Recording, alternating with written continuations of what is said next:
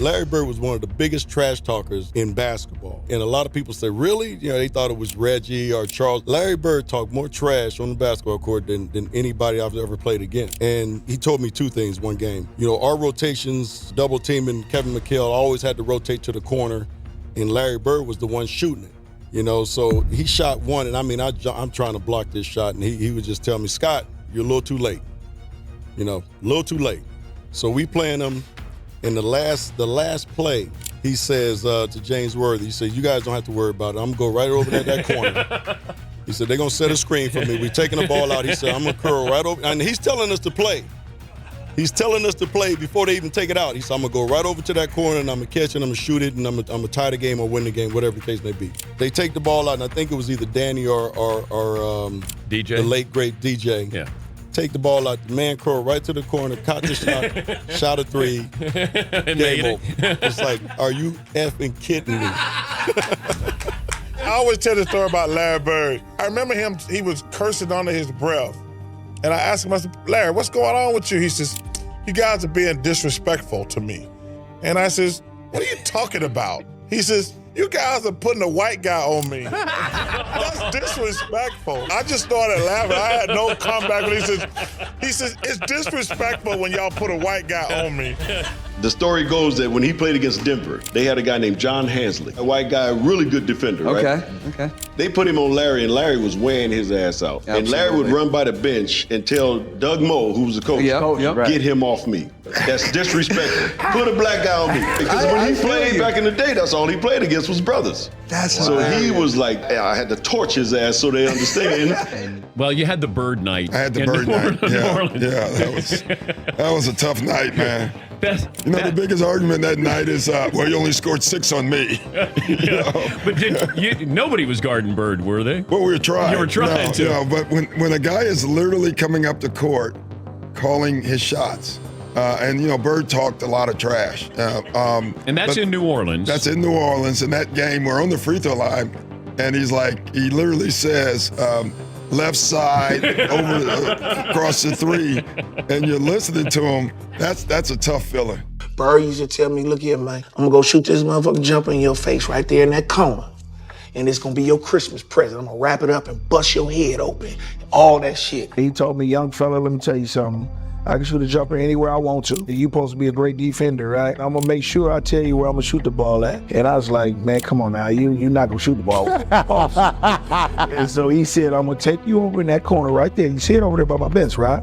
And I'm gonna give you something, and it's gonna be this jumper. So he went right to that corner, and I'm up on him, I'm under him.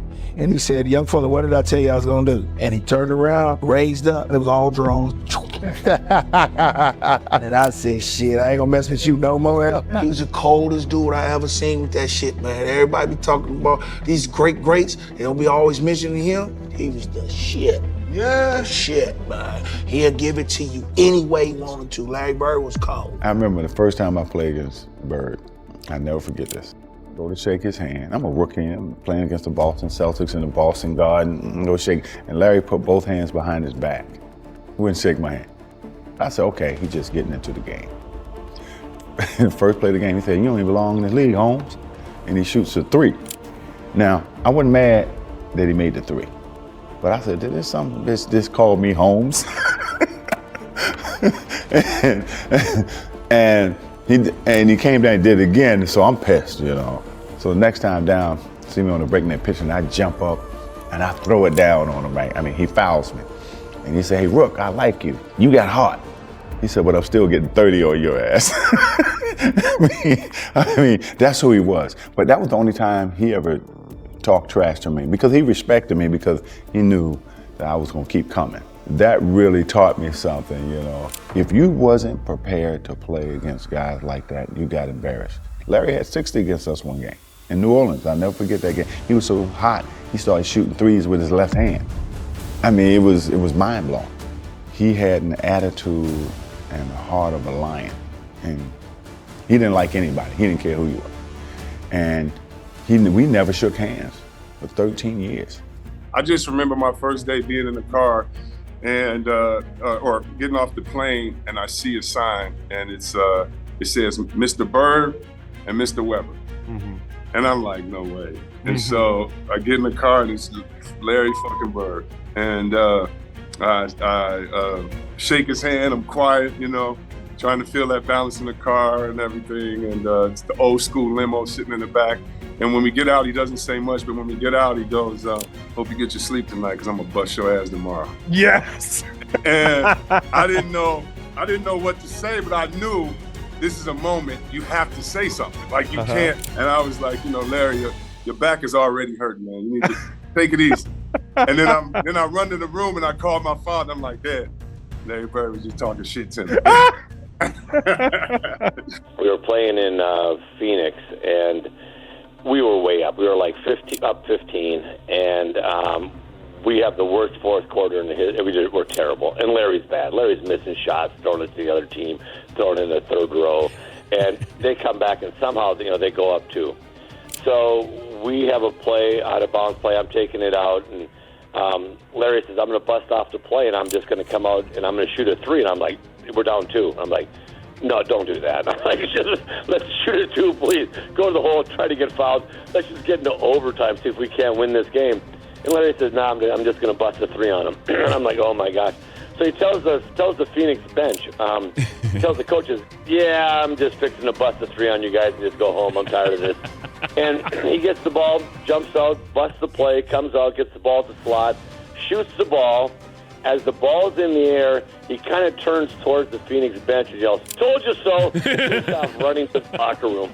And it went in, and I just started laughing. I was like, oh, man.